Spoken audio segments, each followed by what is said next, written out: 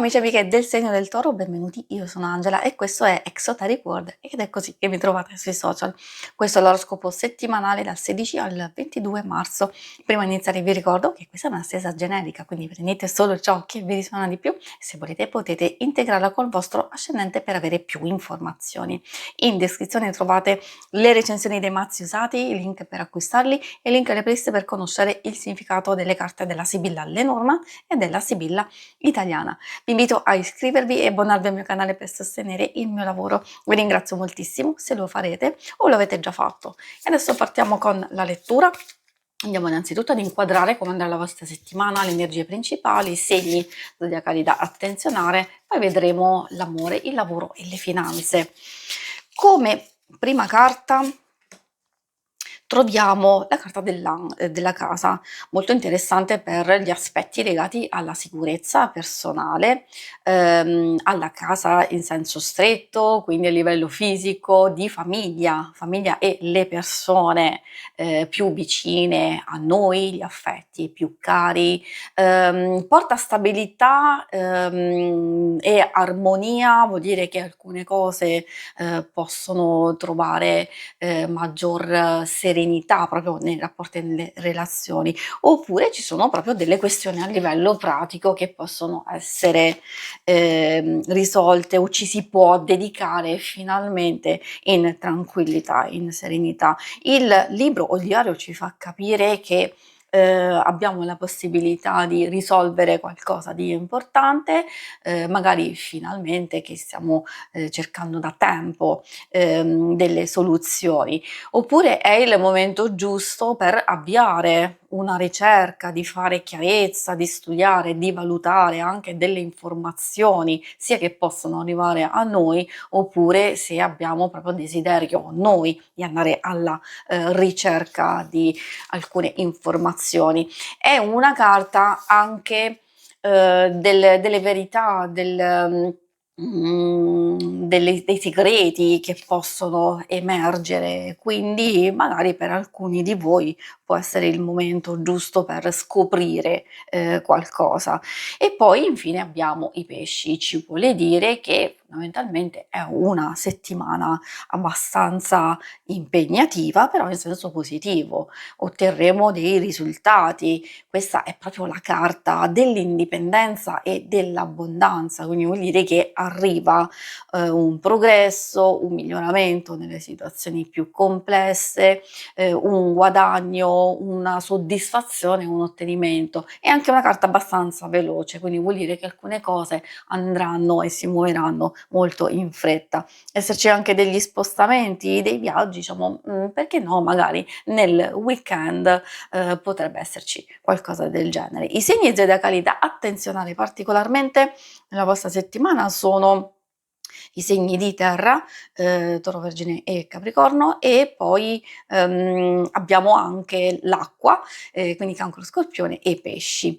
E adesso vediamo l'ambito amore.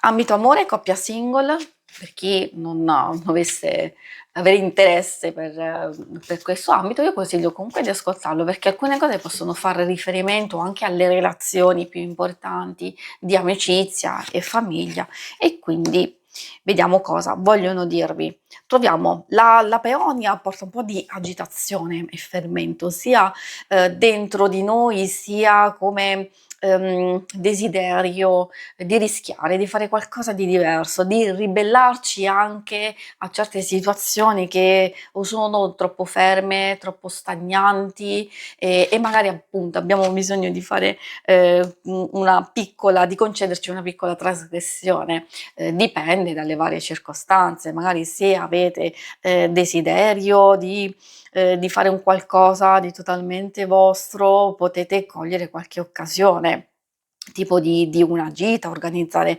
qualcosa insieme, magari diciamo per altri può voler dire proprio a livello della relazione stessa, magari di concedersi una pausa proprio per aiutare a capire meglio cosa sta succedendo. Soprattutto questo lo dico nelle situazioni più complesse e più critiche. Se tutto va bene nella coppia e nelle relazioni più importanti queste indicano un primo passaggio un po' in tensione che poi tutto va a sciogliersi e a migliorare. Infatti c'è intensità, del rapporto, profondità, un forte coinvolgimento, anche magari un qualcosa che può aiutarvi, a insieme, a lavorare insieme, a gestire bene sia le vostre cose strettamente personali, sia anche di famiglia e di coppia. Interessante che alcune carte possono anche indicare, questo lo dico soprattutto per i single, chi ha una frequentazione, l'evoluzione di un rapporto, quindi si raggiunge uno step in più, c'è un obiettivo importante che si può proprio prefissare in questo momento, per altri di consolidare il rapporto in un fidanzamento, in un matrimonio, qualcuno può festeggiare un anniversario, insomma ci sono delle situazioni molto positive, molto costruttive. Per i single effettivamente queste possono indicare sia nuove situazioni interessanti o un nuovo passaggio da un qualcosa che non vi ha soddisfatto, un qualcosa che è andato male precedentemente. E invece qui con la rosa e il crisantemo vuol dire che c'è sia una fase di osservazione come studio e valutazione, quindi possibilità di vedere una persona di vostro interesse o quantomeno conoscerla e vedere se è il caso di addentrarsi in questa nuova situazione. E adesso andiamo a vedere la parte più pratica del lavoro e delle finanze. Troviamo la carta del nemico. Lo dico sempre, tutte le volte, essendo una stesa generica, può riferirsi sia a una persona, sia a una situazione che state vivendo. Riguardo una persona, magari di fare attenzione a qualcuno che fa strategia nei vostri confronti, può essere un falso amico, potrebbe essere anche dei pettegolezzi, delle cose che si dicono, o in rivalità e intromissione. Quindi magari già sapete con chi avete a che fare e potete sventare, giocare d'anticipo, essere voi furbi e vedere di risolvere alcune vecchie situazioni che magari si protraggono da un po' di tempo. Può essere anche in riferimento a una situazione complessa e difficile che state vivendo. Vi ricordo che voi avete delle energie abbastanza positive, quindi vuol dire avere la possibilità di prendere il controllo di questa situazione un po' particolare e quindi portarla magari a maggior stabilità o pian pianino a risolverla totalmente. Ovviamente qui si vede un primo passaggio, vuol dire che in questa settimana potete gettare le basi per questo successo futuro, per questa soddisfazione che vi prenderete. L'importante è essere obiettivi, lucidi, valutare proprio tutta la vostra esperienza, fare una specie di bilancio prima di procedere, perché è proprio quella che vi sarà utile in tutte le circostanze.